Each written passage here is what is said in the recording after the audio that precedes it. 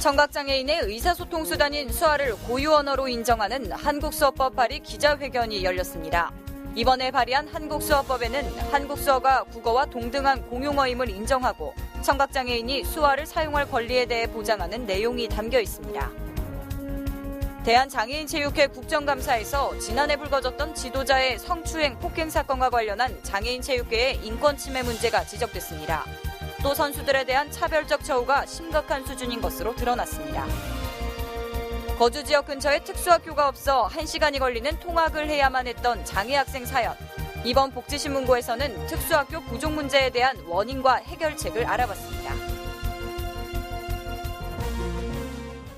시청자 여러분 안녕하십니까? 복지TV 뉴스입니다. 청각장애인의 모국어인 수화를 알리고 언어로서 법적 지위를 부여하기 위한 노력들이 계속되고 있는데요. 당사자 의견을 담은 한국수어법이 발의됐습니다. 이를 지지하고 촉구하는 기자회견이 지난 22일 열렸습니다. 첫 소식 조혜경 기자입니다. 지난 22일 새누리당 이혜리사 의원은 청각장애인의 의사소통수단인 수화를 언어로서 보장하는 한국수어 법률안을 발의했습니다. 법안은 한국수어가 국어와 같은 공용어임을 선언하고 청각장애인이 수화를 사용할 권리에 대해 규정하고 있습니다. 특히 법안은 청각장애인의 모어인 한국수어가 보급될 수 있도록 관련 학습 지원을 보장하고 교육과 문화, 사회 전반에 걸쳐 참여를 증진시켜야 한다고 강조하고 있습니다. 이와 관련해 한국수어법 제정추진연대는 기자회견을 열고 입법 발의에 적극 지지를 보냈습니다. 한국수어는 대한민국의 언어입니다. 한국농아청년회는 수화는 언어다라는 구호를 한마음으로 외치면서 그동안 1인 시위, 릴레이와 가두행진을 해왔습니다. 그리고 지금 이 자리에서 한국농아청년회는 다시 한 번 더 한국수어법을 지지함을 밝힙니다. 수어는 언어다. 한국수어법을 지지합니다. 장에게는 한국수어법이 연내 국회를 통과할 수 있도록 관련 활동을 계속적으로 펼칠 계획이라고 밝혔습니다. 복지TV 뉴스 조희경입니다. 국회 환경노동위원회가 고용노동부 산하기관들에 대한 국정감사를 진행했습니다. 이날 국감에서는 한국장애인고용공단의 장애인 고용률과 관련된 의원들의 집중 질의가 이어졌습니다. 보도에 박정인 기자입니다. 국회 환경노동위원회는 고용노동부 산하기관인 근로복지공단과 한국산업인력공단, 한국장애인고용공단 등에 대한 국정감사를 열었습니다. 이날 국감에서 민주당 은수미 의원은 고용부의 취업률에 대한 성과지표가 비장애인과 장애인을 똑같은 선상에다 놓고 평가를 하는 것에 대해서 지적하며 환노위 국감장에서 중증장애인 입학 거부 내용이 담긴 녹취록을 공개했습니다. 녹취록에는 중증장애인이 일산 직업능력개발원 입학을 문의하는 내용이 담긴 내용으로 개발원 실무자가 혼자 신변 처리가 가능해야 하고 훈련 뒤 취업을 할 수 있는 사람을 대상으로 훈련하기 때문에 중증장애인은 입학이 어렵다는 내용이었습니다. 이에 대해 이성규 한국장애인고용공단 이사장은 관계부처와 협의해서 기반 시스템과 도시명 센터 등 최소한의 직업을 갖고 훈련을 받을 수 있는 모든 분들이 참여할 수 있도록 만들겠다고 말했습니다. 한편 환노위 국감에서는 지난 7월에 발생한 노량진 사고와 관련해 서울시의 안전불감증에 대한 질의가 이어졌으며 특히 한국승강기 안전기술원의 법인카드 업무의 사용과 기술원 신사옥 이전과 관련한 기술 원장의 퇴진을 요구하는 등 의원들의 질타가 이어졌습니다. 복지TV 뉴스 박정인입니다. 한편 대한장애인체육회 국정감사에서는 장애인체육계의 인권 침해 실태가 질타를 받았습니다. 지난해 불거진 지도자 성추행 사건 후 제대로 된 대책 마련이 미흡했다는 지적이 이어졌습니다. 정두리 기자입니다. 지난 21일 대한장애인체육회를 비롯한 체육기관 등에 대한 국정감사가 진행된 가운데 장애인 체육계의 인권 침해 실태와 선수에 대한 처우가 질타를 받았습니다. 인권 침해와 관련해 지난해 불거졌던 지도자의 성추행 및 폭행 사건에서 해당 지도자가 재선임됐다 취소되는 사례가 발생하면서 인권 침해 방지 대책이 마련되지 못했다는 지적이 제기됐습니다. 성폭력이나 폭력이 발생했을 경우 제재와 벌칙 제도가 도입이 파기되지 않고 있다는 지적이 있습니다. 이것은 직무유기라고 생각 안 했습니다. 선수들 권익 센터를 만들어서 계속 교육을 하고 있습니다. 장애인 체육 선수들에 대한 차별적 처우도 심각한 수준인 것으로 나타났습니다. 민주당 도종환 의원에 따르면 체육인 복지사업 운영 규정에서는 장애인 선수의 경우 장애인 올림픽 및 농아인 올림픽 대회에서의 평가 점수만 연금 지급 대상으로 인정될 뿐 세계선수권 대회와 아시아 경기 대회에서는 혜택이 없는 실정입니다. 학생 선수들에게서도 전국대회 입상 시 비장애 학생에 비해 장애 학생 포상금이 37%에 그치고 일부 지역 교육청에서는 포상금이 지급되지 않고 있었습니다. 특히 이날 국정감사에서는 지난 8월 국제장애인 올림픽위원회 집행위원 선거에 나설 한국 후보 선정 과정에서 선정위원회가 회의록 작성을 거부하고 장애인 후보에 대해 보호자가 없다는 이유로 부적정 사유를 제시, 관련 경력이 비교적 적은 후보를 선정했음이 드러나 사전 내정, 밀실 선정 의혹이 제기됐습니다. 이에 대해 윤석영 회장은 회의 비공개 여부와 후보 선정은 선정위원회의 결정이라는 답변만을 내놓았습니다. 복지TV 뉴스 정두리입니다. 다음 소식입니다. 정부가 내년까지 장애 등급제를 단순화하고 2017년까지 전면 폐지하겠다고 발표한 바 있죠. 하지만 이를 실행하기 위한 정부의 구체적인 대안도 중부부처인 복지부의 의지도 없다는 게 장애계 목소리입니다. 최영아 기자가 전합니다. 장애 등급제 폐지를 점검하기 위해 학계 전문가들이 모여 의견을 논의하는 토론회가 열렸습니다. 최근 정부는 2017년 장애 등급제 폐지에 앞서 2014년까지 장애 등급을 중증과 경증 등 두세 개로 단순화하겠다는 계획을 밝힌 바 있습니다. 토론자들은 이와 관련해 정부는 장애 등급제 폐지에 대한 구체적 밑그림이 그려져 있지 않기 때문에 장애 등급제를 단순화하는 과도기적 과정을 거치는 것이 아니냐며 보여주기식이 아닌 폐지를 위한 구체적 방안을 내놓는 것이 시급하다고 입을 모았습니다. 아직도 정부가 장애 등급제 폐지하겠다고 약속을 했지만은 거기에 대한 이 의지나 계획과 이런 것들이 정확하게 확인되지 않고 있기 때문에 아직. 이에 보건복지부 장애인정책과 최기전 사무관은 중증 경증으로의 단순화는 하나의 시안일 뿐 확정된 것은 아무것도 없다고 답하며 폐지에 대한 정부의 입장은 확고하다고 강조했습니다.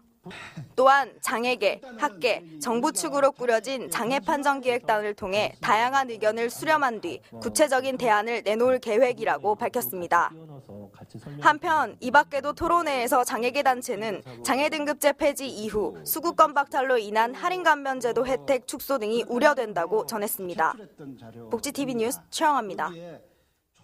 앞으로는 중도에 입국한 다문화 가정 학생도 국내에서 학력을 인정받을 수 있게 됩니다. 교육부는 지난 22일 국무회의에서 다문화 가정 학생 교육 지원 강화를 위한 초중등교육법 시행령 개정안이 의결됐다고 밝혔습니다. 그동안 부모의 재혼 등으로 중도에 입국한 다문화 가정 학생은 학력 증명 서류를 제대로 갖추지 못해서 입국 전에 학력을 제대로 인정받지 못한 경우가 많아 국내 초중고에 입학하거나 편입하는 데 어려움이 많았습니다. 이번 개정안은 북한 이탈 주민에 대해서만 학력 인정 심의를 하는 교육감 소속 학력심의위원회의 심의 대상에 다문화 가정 학생도 포함됐고 이들이 주소지 학구에 관계없이 다문화 특별학급이 설치된 초중학교로 쉽게 전학 또는 입학을 할 수 있도록 했습니다. 지방자치단체의 복지 담당 공무원들이 민원인 의 폭행과 폭언에 시달리고 있는 것으로 드러났습니다. 국회 보건복지위원회 이현주 의원이 보건복지부에서 받은 자료에 따르면 지난 2010년부터 지난 3월까지 복지 담당 공무원이 당한 폭언, 폭행 피해 사례는 총 3,379건, 월 평균 87건에 이릅니다. 특히 지난해 5월부터 지난 3월까지 11개월 동안 발생한 피해 사례는 하루 평균 6건으로 이전 28개월간 하루 평균 1.7건에 비해서 3배 이상 급증했습니다. 민원인이 상담 중 갑작스럽게 신체 또는 주변 물건으로 폭행한 사건이 3,177건으로 대부분을 차지했고 계획적으로 흉기나 가스통을 준비해 가해한 경우도 200건을 넘었습니다.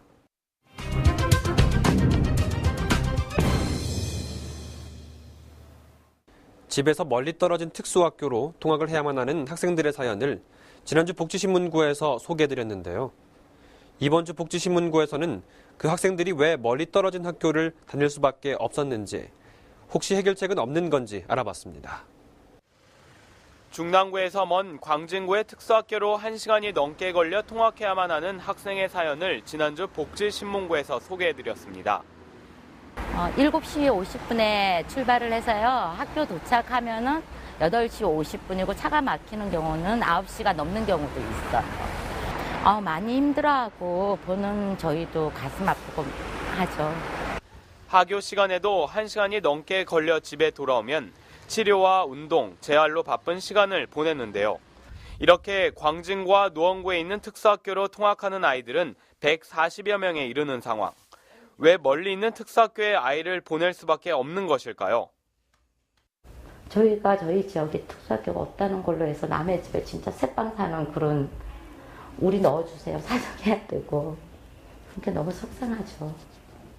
근데 이 일이 계속 반복돼야 되잖아요. 서울의 특수학교의 설립을 담당하는 서울시 교육청 담당자에게 이 문제에 대해서 물어봤습니다. 중랑구하고 동대문구 자체가 학교가 없어요. 네. 그래서 이제 이걸 동부 학군이라고 부르는데 유일하게 이제 동부 학군에만 학교가 설립이 안 되어 있습니다. 학교 설립을 하려고 학교 용지를 확보를 하려고 하고 있는데 신내 3지구에 학교 용지 2매각 부지가 2군데가 있습니다. 네. 하나가 주민복합시설로 결정된 용지인데 네. 이제 거기 용지가 5,000평방미터라서 거기를 사면 딱 학교 용지 면적이 딱 맞길래 네. 도시계획 변경 요청을 했더니 이제 안 된다고 의견이 왔어요. 다른 용지에 대한 교육청의 계획 변경 요청도 거절된 상황. 차량기지나 이런 것들 주민들의 혐오 시설 이런 게 많이 있고 네. 경제성이 없는 시설들이 계속 있는 데다가 또 거기다가 또 이거 들어가면 주민 반발이 우려되고 인식이 좀 낮은 거죠. 담당 지자체는 절차를 밟아달라며 연락을 피하기만 하는 상황이었습니다. 혐오 시설이라고 그러더라고요. 그래서 주민들이 많이 반대한다 그러는데 우리 아이들이 전염병자도 아니고 전과자도 아닌데 왜 혐오 시설이라고 생각하는지. 국제중학교나 특목고 들어온다 그러면 그렇게 반대할까요? 똑같은 학교잖아요. 근데 반대하는 이유를 모르겠어요. 아이를 특수학교가 아닌 곳으로 등교를 시킨다면 어떨까요? 아이의 어머니는 원활한 통합이 이뤄진다면 굳이 특수학교로의 등교를 고집하고 싶어 하지는 않았습니다. 하지만 통합교육에 대한 준비가 여러모로 부족하다고 지적합니다. 지금 현실은 그게 아니고요. 도움반은 수업에 방해되지 않게 하는 곳이에요. 그래갖고 우리 아이들이 통합이 될 수 있게 도와주는 곳이 아니라 제보자의 아이도 초등학교는 통합교육을 받았었습니다. 그때의 기억은 아직도 아이와 부모에게 큰 상처로 남아 있었습니다. 우리 아이들은 통합을 하기 위해서 치료도 다니고 진짜 준비도 많이 해요. 잘 안 되지만 열심히 배우고 있는데 그 통합은 우리 아이들만 준비해야 되는 건 아니잖아요. 일반 아이들도 통합을 할 수 있게 같이 준비를 해야 되는데 우리가 노력을 해도 일반 아이들은 통합할 준비가 안 되어 있는 거예요. 그러다 보니까 상처받는 건 우리 아이들이고 엄마들이고 그렇게 되는 거죠.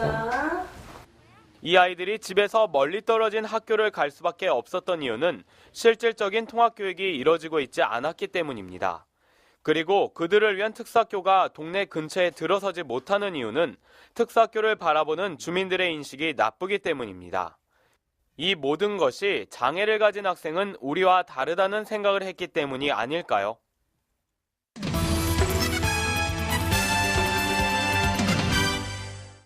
복지TV 네트워크입니다.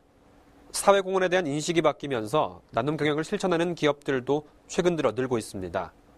기부와 나눔이 성장의 원동력이 된다는 기업들을 제주방송 권혜정 기자가 만나봤습니다. 공기업의 나눔 경영 철학이 제주도민을 위해 꾸준히 실현되고 있습니다. 제주특별자치도 개발공사는 국가공기업으로 나눔 경영에 앞장선 결과 지난해까지 모두 105억 원을 지역사회에 환원하는 데 사용했습니다. 특히 기초생활수급자와 장애인 등 저소득층 도민들에게 시중 전세 가격의 3분의 1 정도로 임대해주고 있으며 매년 이웃돕기 성금 기탁을 비롯해 말기암 환자, 백혈병 소아암 환자, 신장병 환자, 장애인과 요양보호시설 등에 적극 지원하고 있습니다. 또한 제주의 청정 자원을 지켜내기 위해 곶자왈 공유화 기금에 매년 2억 원을 지원하는 등 친환경 사업에 힘을 쏟고 있습니다. 소외계층이나 어려운 분들을 위해서 저희는 공기업으로서 최선을 다하고 앞으로도 이러한 사회 친화적 사업, 환경 친화적 사업에 최선을 다하겠습니다. 감사합니다. 앞으로 제주특별자치도 개발공사만의 사회공헌활동 프로그램을 수립해 체계적인 사회공헌 활동을 계획하고 있으며 기업의 가치 창출과 도민의 나눔 문화의 역할에 최선을 다할 예정입니다. 복지TV 제주방송 권대정입니다. 아름다운 마음들이 모여 무너져가는 가정에 새로운 희망의 불꽃이 피었습니다. 그 훈훈한 현장에 경기도청 임평순 기자가 다녀왔습니다. 수원시 지동의 오래된 주택. 먼지를 뒤집어쓰고 자원봉사자들이 열심히 청소를 합니다. 도배 전문가는 도배를, 장판 전문가는 장판을 새로 까는데 분주합니다. 경기도가 민간 기업과 함께 진행하고 있는 사랑의 집 고치기 사업. 2006년 1호점을 시작으로 어느덧 500호를 달성하는 순간입니다. 이게 좀 즐거운 마음을 가지고 한다는 것보다도 제일 처음에 들어오면 좀 짜증이 나죠. 막 어수선하고 그러니까. 근데 끝나고 나면은 진짜 기분 상쾌하고 좋습니다. 왜? 정리가 딱 돼 있는 상태에서 깨끗한 마음으로 뒤돌아설 수가 있어서 그게 좋아요. 20년 넘은 쓰레기를 치우는 손길 너머로 500호점의 주인공 78살 이순자 할머니는 마냥 죄송하고 감사한 마음뿐입니다. 그분들한테 너무 죄송하고요. 너무 고마우시고 집안 공간이 좁아갖고 일이 여간 힘들잖아. 그래갖고 제가 너무 미안해요.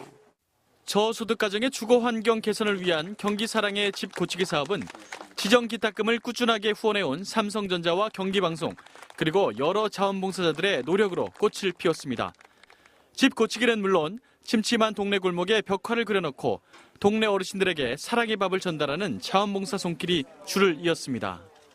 여러분이 하시는 일이 바로 우리 공무원들이 해야 될 일인데 이렇게 직접 나서셔서 어려운 분들을 손을 잡아주시고 따뜻한 사랑을 실천해 주시기 때문에 이번 겨울도 따뜻하게 잘 지낼 수 있다고 생각합니다. 감사합니다. 이번 사랑의 집 고쳐주기 사업은 관공서와 기업 그리고 주민 자발적인 봉사활동의 3박자로 잘 어우러진 사업으로 다른 사회봉사활동 사업의 좋은 모범 사례가 되고 있습니다. 경기지TV 임평순입니다. 서울시가 겨울철을 맞아 취약계층을 대상으로 다음 달 12일까지 무료로 독감 예방접종을 실시합니다. 접종 대상은 복지시설에 살고 있는 노숙인과 쪽방촌 주민 등으로 9개 시립병원 직원들로 구성된 나눔진료 봉사단이 접종을 실시합니다. 시는 전국 노숙인의 약 70%가 서울에 거주하고 있어 의료복지 수요도 매년 증가 추세에 있다며 앞으로도 취약계층에 대해 더욱 질 좋은 의료복지 서비스를 제공할 수 있도록 하겠다고 전했습니다. 경상북도가 2013 경상북도 자활 한마당 축제를 열었습니다. 손잡고 함께 가자, 일하며 웃는 세상을 주제로 열린 이번 행사는 자활사업 참여자들에게 사기 진작과 근로의욕 고취를 통해 행복한 삶에 대한 희망과 자활의 꿈을 심어주기 위해 마련됐습니다. 이날에는 저소득층의 자립과 자활사업 활성화에 힘쓴 개인에게 표창이 수여됐으며 권역별 체육대회와 장기자랑, 축하 공연이 함께 이뤄졌습니다. 김관용 경상북도지사는 자활근로사업 참여자들이 자활 자립에 성공할 수 있도록 역량 강화와 안정적인 일자리 진입을 적극 지원할 것이라고 밝혔습니다. 복지TV 전남방송의 개국 3주년을 맞아 학교 스포츠클럽 주말 한마음 걷기 대회가 열렸습니다. 복지TV 전남방송과 여수교육지원청이 주최한 이날 대회는 배윤규 복지TV 전남방송 회장을 비롯한 1000여 명의 학생과 시민이 참석해 여수 소호요트경기장에서 웅천 해변공원까지 5.6km 코스 걷기로 진행됐습니다. 주최 측은 이번 대회가 청소년들에게 복지에 대한 인식 확산과 시민들의 결의를 다지는 계기가 됐기를 기대한다고 말했습니다. 전남 지역에서 장애인과 비장애인이 함께하는 등반대회가 개최됐습니다. 쌍봉 종합사회복지관과 전남 미랄복지재단이 주관한 이날 행사는 함께 오름이라는 주제로 지역 내 400여 명의 장애인과 어르신들이 참석해 해남군 두륜산을 등반했습니다. 주최 측은 이번 행사를 통해 장애인들이 자연을 통해 정서적인 안정과 심신의 건강을 유지하고 재활 의지를 고취시키는 계기가 되기를 기대한다고 말했습니다. 복지신문고에서는 시청자 여러분의 제보를 기다리고 있습니다. 복지TV나 웰페어뉴스 홈페이지 또는 이메일로 많은 제보 바랍니다. 민원 서류를 손쉽게 뗄 수 있도록 설치된 무인 민원 발급기가 장애 특성을 고려하지 않아 장애인들에겐 무용지물인 것으로 나타났습니다. 국민의 편의를 위해 만든 서비스가 장애인의 편의는 보장하지 않은 현실이 답답하기만 합니다. 이상으로 복지TV 뉴스를 모두 마칩니다. 시청해주셔서 고맙습니다.